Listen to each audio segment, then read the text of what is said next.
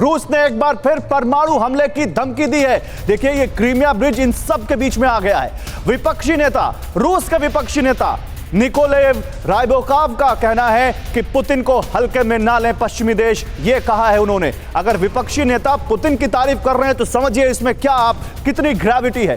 परमाणु हथियारों का इस्तेमाल कर सकते हैं पुतिन, यह कहा है यहां पर विपक्षी नेता ने। मनीष झा के पास चलते हैं। मनीष, जल्दी से मुझे बताइए, आप मॉस्को से क्रीमिया पहुंचे हैं, वो ब्रिज दिखाते रहिए, लेकिन ब्रिज के उस अटैक के बाद बार बार न्यूक्लियर अटैक की बात सामने आ रही है। ये जो विपक्षी नेता कह रहे हैं रूस के, इसमें कितना दम है?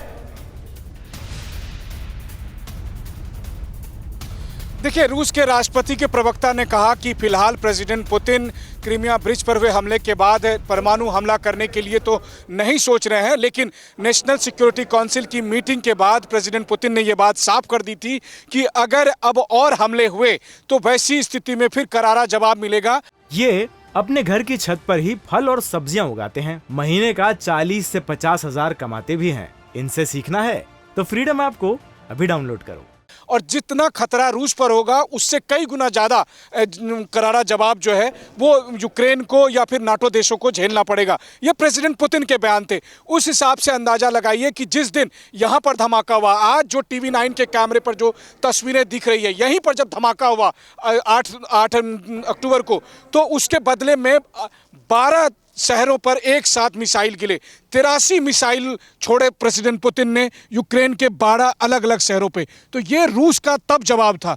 अब पुल रिपेयर हो गया है। प्रेसिडेंट पुतिन ने एक संदेश दे दिया कि क्रीमिया हो, क्रीमिया का ब्रिज हो या रूस का कोई हिस्सा, अगर उस पर कोई हमला होता है तो हम इसी तरह के जवाब देंगे। मुझे लगता है कि फिलहाल अब यूक्रेन या नाटो देशों को रणनीति बदलनी होगी। मैं बताऊं गौरव, इस जगह पर हमला करने के लिए अमेरिका, यूरोप और यूक्रेन ने बहुत सारी प्लानिंग की थी। जो तस्वीरें आप देख रहे हैं, इस तस्वीर को लेकर एक रिपोर्ट आई है कि यूक्रेन और ब्रिटेन की टॉप इंटेलिजेंस एजेंसी ने चर्चा की कि इस पुल का जो सबसे कमजोर हिस्सा है वो हिस्सा है जो हम अभी आपको दिखा रहे हैं, जहां पर धमाका हुआ था, क्योंकि यहां पर वो समंदर से 10 मीटर की ऊंचाई पर है और यहीं पर ट्रक से भरा हुआ विस्फोटक गया और ठीक बगल से जब सोशल मीडिया पर हमारे दर्शक मालूम है क्या पूछ रहे हैं? वो पूछ रहे हैं जरा बताइए क्रीमिया किधर है, रूस किधर है। वो पूछ रहे हैं जरा इस ब्रिज के बारे में हमें और जानकारी दीजिए, क्योंकि आप पहले इकलौते चैनल वहां पर हैं, तो जरा बताइए कैसे यहां पर परिचालन होता है।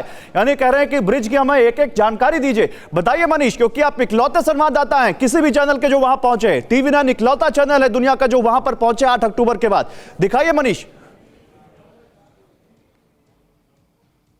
बिल्कुल सही बात है गौरव, और इसलिए देखिए कैमरे पर सबसे पहले आप मुझे देख रहे हैं।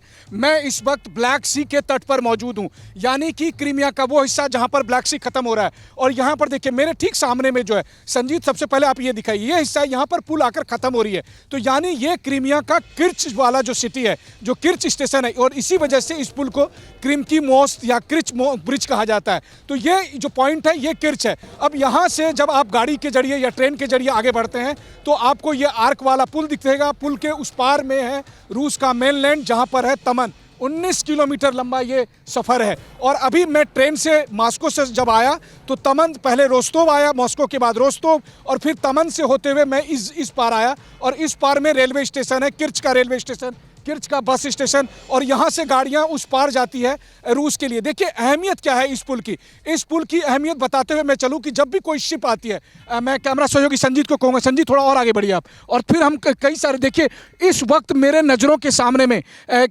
कम से कम 8-10 बड़े बड़े शिप मुझे दिखाई दे रहे हैं, और ये सारे शिप एक एक करके इस ब्रिज को क्रॉस करेंगे।